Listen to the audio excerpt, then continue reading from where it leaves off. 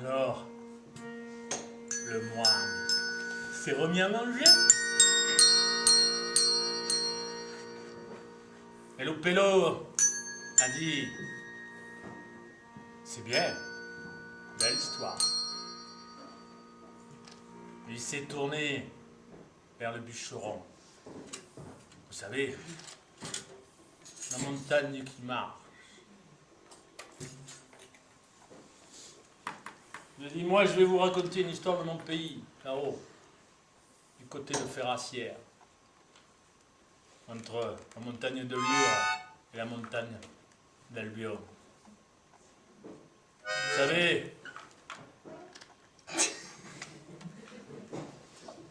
savez, des fois il est comme ça. Vous savez, le métier de bûcheron, c'est dur, très très dur. Et il y avait un bûcheron qui s'appelait Jean. Et un jour, sa femme lui dit, écoute Jean, demain, il faut que tu ailles couper du bois. On n'a plus rien. Il n'y avait plus rien à manger, Gustave. Alors Jean, au moitié a pris sa hache. Il est parti vers la montagne. Il est monté jusqu'en haut. Et là, il a coupé, taillé, toute la journée, coupé, taillé. Et au moment où le jour allait finir, il a fait oh! Mais il va faire nuit. Il faut que je redescende, sinon je ne vais pas passer la vie dans cette forêt, non mais ça va pas, non? Oh. Alors, il a fait demi-tour et hop, il est descendu, il a couru, mais il s'est perdu, un bûcheron. Mais là, il a vu un peu de lumière, là, une petite clairière, et il y avait une petite maison qui brillait de l'intérieur. Ouais. Alors il est allé taper à la porte. Et c'est la fade d'Auventou, qui est ouverte. Alors, Jean, qu'est-ce qui s'arrive? Eh, fade, je me suis perdu. Vous pourriez pas me remettre dans le bon chemin, et puis, vous savez, fade, j'ai pas un sou pour faire donner à manger à mes enfants. Oh là là. T'inquiète pas, Jean. Je vais t'aider. Tiens, je vais te donner une ase. Une ase spéciale. Et là, d'un coup, il y avait un âne. Elle lui dit, Jean, quand tu diras ase, cagodor, l'ase, cagorador. Et l'autre temps qu'il regarde l'âne, hop, la maison avait déjà. Alors, il regarde l'ase, il tafanari, le cul, et il dit timidement, hein, parce qu'il était timide déjà, ase, cagodor. Et là, il a cagué devant. Alors il a ramassé les pièces, il les a mis dans la poche et il a pris l'âne et il est descendu. Il est arrivé à la forêt, au bout de la forêt, là, au col de l'homme mort. Il dit, il fait nuit, je ne vais pas pouvoir rentrer. Mais il y a une auberge là. Je vais rester là. Moi, entre nous, là, on est entre nous, je ne vous la conseille pas, cette auberge. Bon, je ne me la conseille pas. Donc il va devant l'auberge et il va voir l'aubergiste. Il dit, aubergiste, vous pourriez me garder cette nuit, tenez, j'ai une pièce. Alors il me donne une pièce et vous pourrez me garder mon ase. Et puis, attention, hein, il ne faut pas lui dire ase cagodor. J'avais oublié de vous dire que le Jean était un peu couillon quand même. Parce que sinon il vous arriverait malheur, il a dit à l'aubergiste. Oui, mais ne t'inquiète pas. Alors l'aubergiste a installé Jeanne dans une chambre, il est allé installer l'ase à son étable. Mais arrivé à l'étable, il a regardé l'ase. Et il a dit ase, cagodor. Et là, oh, l'aubergiste a dit, ça y est, je suis riche. Il a empoché l'argent et il a changé l'ase. Il en a mis un décati à la place. Voilà, décati. Le lendemain, notre pauvre Jean est reparti avec ça. Et sous naze, des catines, il ne s'avait pas aperçu, ces couillons. Et il est rentré, tout fier chez lui. Et il a dit, regarde le feu, regarde ce que je t'apporte. Et sa femme, il dit, mais qu'est-ce que tu veux qu'on fasse de cet as? Il tient à peine debout. Mais mon père me l'avait dit que tu étais couillon. Mais c'est vrai. Mais non, tu vas voir. As, quelques d'or. Tu vois, là, 1 quoi, 12 quoi, 13 quoi, 4 quoi, rien. Et finalement, il lui a même envoyé beaucoup de bâtons. Et tout ce qu'il a fait, ce pauvre âne, c'est une crotte. Alors sa femme lui a dit, Jean, demain matin, va-t-elle d'effort au bois. Et le lendemain matin, Jean a remis ça sur l'épaule.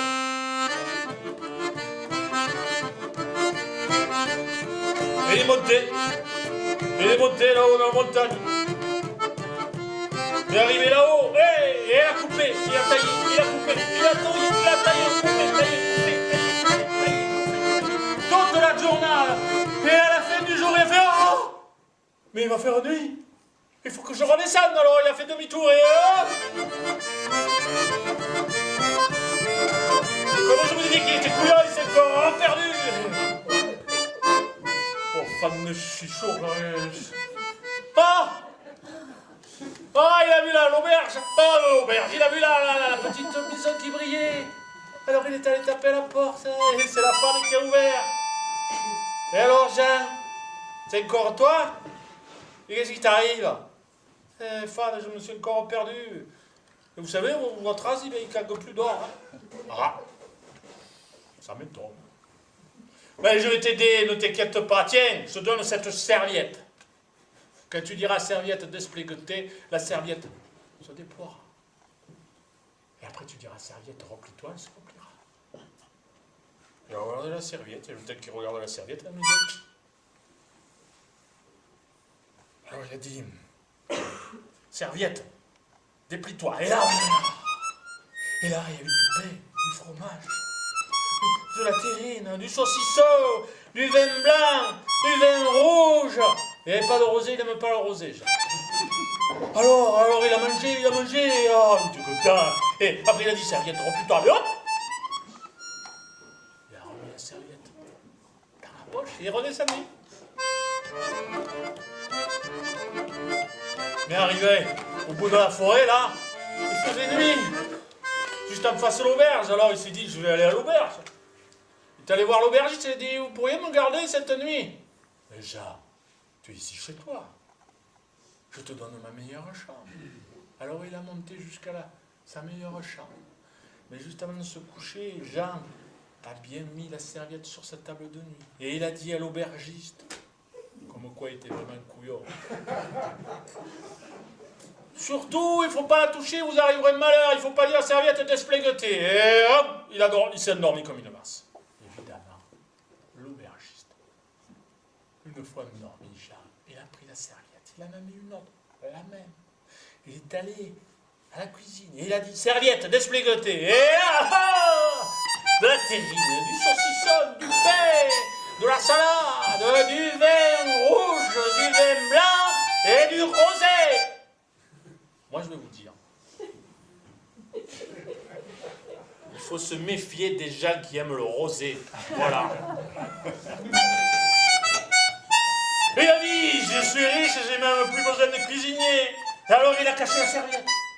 Et le lendemain matin, le Jean, il est parti avec une serviette. Il a mis dans sa poche, il est arrivé à la maison, il dit, oh, Paul, regarde ce que je t'amène, tiens. Qu'est-ce que tu veux? Il y en a 24 dans l'armoire. Ça va pas nous donner à manger, ça. Ah, tu vas voir. Serviette, despléguetée. 1 corps, 12 corps, 13 corps. Oh. Ma mère me l'avait dit que tu étais couillon. Mais c'est vrai. Les mains, vaïten, l'effort, au bois. Et Jean, le lendemain matin, il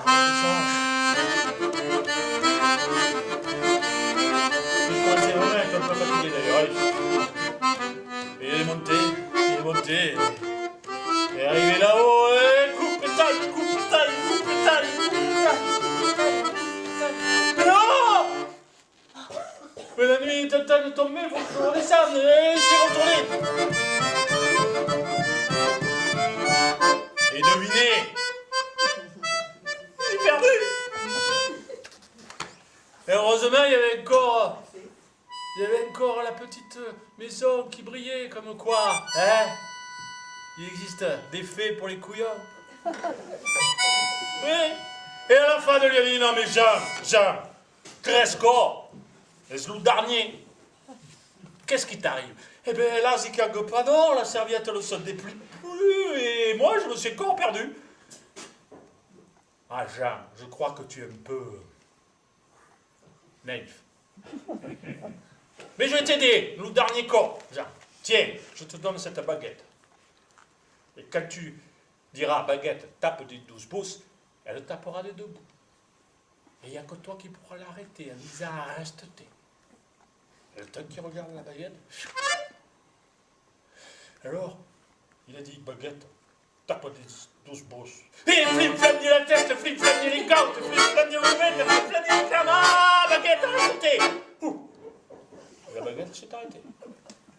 Alors il est reparti, il est redescendu. Il est arrivé au bout de la forêt, là, au col de la mort. Il faisait nuit. Il y avait l'auberge, vous savez, celle que je ne vous conseille pas. Ouais. Tu pourrais nous dire pourquoi tu ne nous la conseilles pas? Ouais. Il n'y a pas de petit, non, ça va ce soir. Il n'y a pas de petit. Ben, je vais vous le dire. Ouais. Je vais vous le raconter.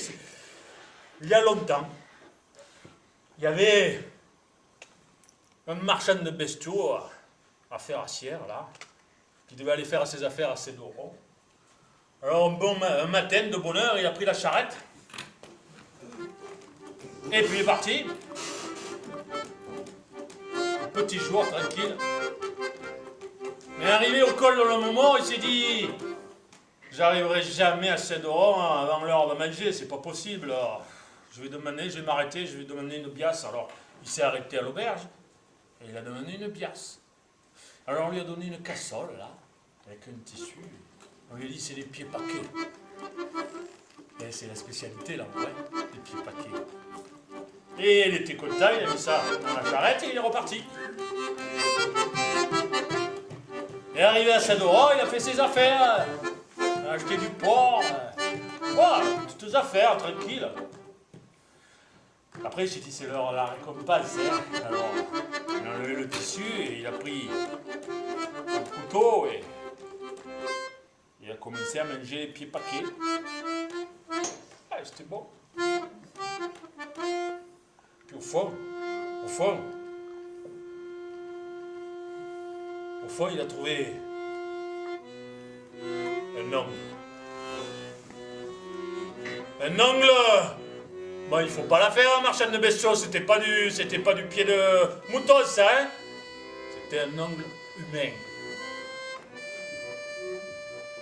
Alors il a posé la cassole, il est allé derrière la charrette et... Il a pris la cassole et il est allé à la gendarmerie de Sédoron. Alors les gendarmes, ils ont regardé. Et au fond, il y avait des os et des ongles. Et il ne faut pas la faire à un gendarme. Il sait faire la différence entre un ongle et un pied de mouton. Où c'est que vous avez eu ça? À l'auberge du col de l'homme mort. Alors les gendarmes, toute la brigade est partie à cheval. Ils sont allés à l'auberge. Ils ont fouillé les cuisines.